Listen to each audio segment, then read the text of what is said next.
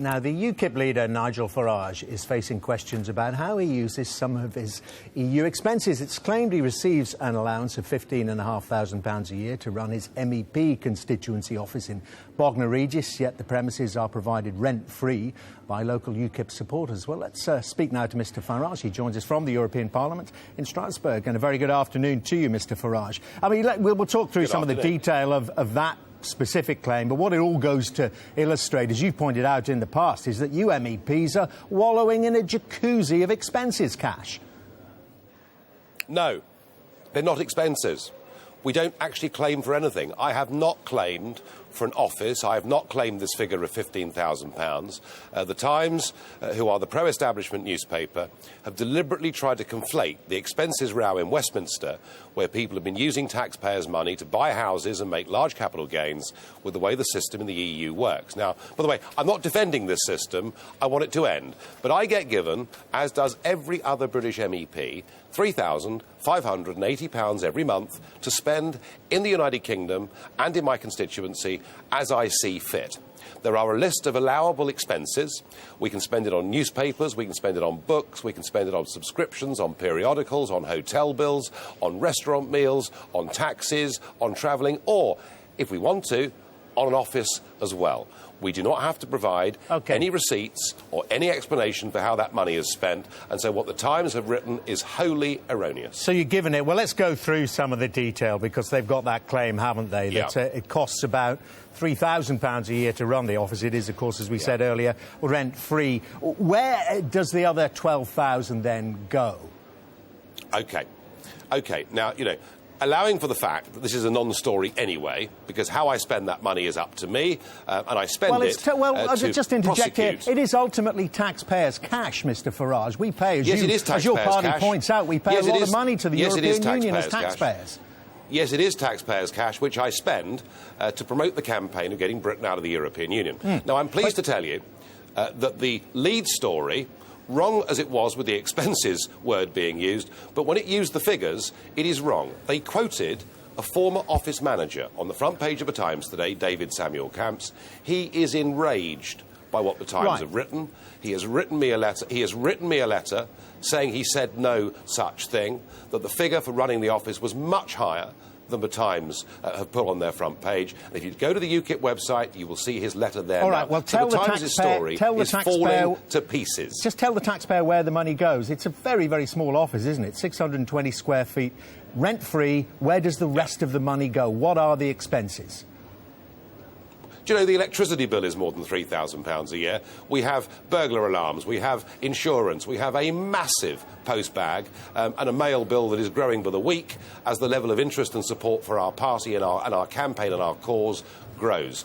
The point is, Dermot, these are allowances and not expenses, and I'm the man that wants to bring it to zero. I don't want British MEPs. I have not, in the 15 years I've been here, bought a house, bought vintage wine, sought to make any personal financial gain from this whatsoever. OK, but, I mean, it sounds like it must be a sauna in there. Do you know what the average, and they're very expensive, dual fuel bill is per household in the UK? You say you spend £3,000 on a 600-square-foot office. Do you know what the average bill is per household?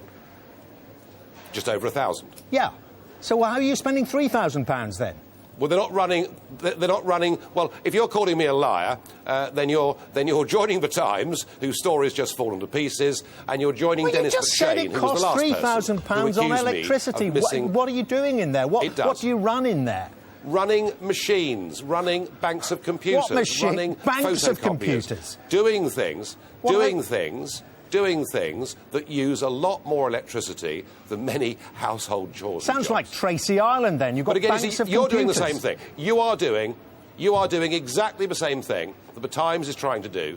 You are trying to conflate the expenses regime in Westminster, where people make claims, with the EU system of fixed monthly allowances. Well, listen, we've agreed. I'll tell you what. We all should be concerned. I'll tell you what we're doing. We've agreed it's taxpayers' cash. We know the regime, and it's far from perfect in the House of Commons, which you have criticised MPs' behaviour, most notably Maria Miller in the past. But they have to account for things like this. They have to give us receipts. They have to let us examine them, and if they overclaim, they have to repay them. You say you're given the cash and you spend it as you feel free on campaigning for UKIP. Is that right? That is how the European Union works. It's one of the reasons I don't want us to be a member of it.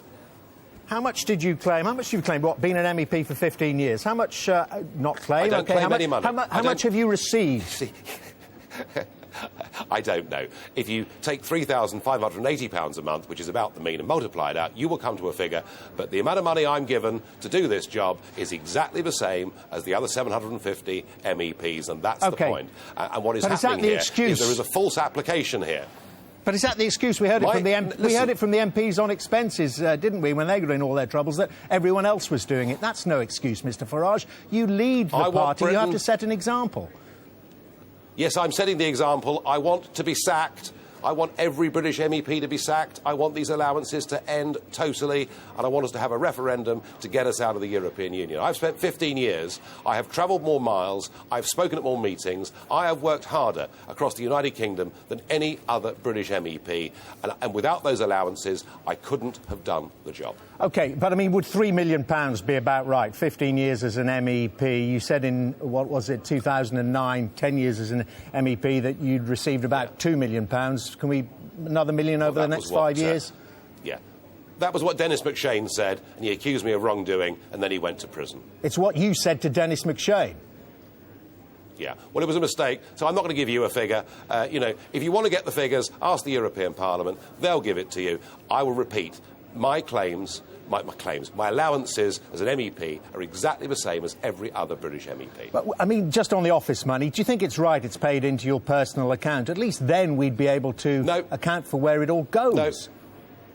No, I don't approve of any of the financial methods of the European Union. After all, they haven't had the accounts signed off for the last 18 years in a row. I'm not sitting here to defend the way the European system works, but to explain that it is utterly and entirely different to the Westminster one, and that I have not sought to make any personal gain from these allowances over the course of the last 15 years. And for the Times to run a story where the witness is a woman who is currently serving a suspended jail sentence, having been convicted of fraud and forgery, to say that I took taxpayers' money and put it in the Cayman Islands, frankly is outrageous. This is a political smear of the worst kind, and what it shows is just how well UKIP is doing in the run-up to the European Well, I mean, election. you mentioned the Cayman Islands there, so you haven't got any accounts there. What about the Isle of Man? You've got a trust there, haven't you? No, my children did briefly have one. It's been closed. I've never been the beneficial owner of a trust in the Isle of Man. I've never had any account of any kind ever in the Cayman Islands. And it is, you know, you may as well put on the front page that I've committed murder. It is just an outrage to rely on a criminal that I barely know that makes an allegation like this. And it just shows the Times are desperate to have a go at UKIP. But I'm pleased to say their story is, as we speak, falling to pieces. But the charge is not that, Mr Farage. You must have read the editorial that goes along with it in the Times as well, and it's one that many people must be thinking. It's one of hypocrisy. You criticise what you call the political class looking after its own and letting down the electorate, and yet here you take, well, let's say tens of thousands, probably hundreds of thousands of pounds and of euros. You let it go into your personal account, and you don't really let us know where it all goes. You don't tell us how it's spent. I've said since 1999, in my first campaign, elect us to the European Parliament and we will use the wherewithal that this institution provides to fight against Britain's continued membership of this union. And that's why I've spent 15 years working damned hard the length and breadth of this country, trying to push that campaign. And given the rise in Euroscepticism, I'm beginning to think it might have had some effect. And just, I mean, Mr Farage, on the source of the story, the Times don't identify the source of the story. They did in their email to me yesterday. They named the woman and said that she had gone on the record saying that I was transferring money to the Cayman Islands. I'm sorry, I told them that it was utterly and entirely untrue, and yet, in an attempt to try and defame my reputation, they still put it on the front page. OK, well, we'll leave that between you and the Times newspaper. Mr Farage, thank you very much indeed. Nigel Farage there, the leader of UKIP, live there from Strasbourg.